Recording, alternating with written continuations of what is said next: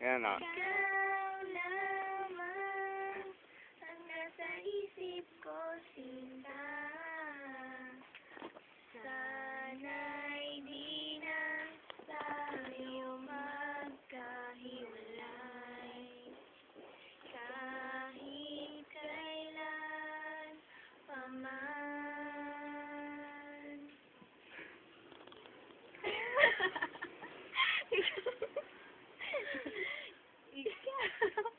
Yan, direksyon niya lang. Ikaw lang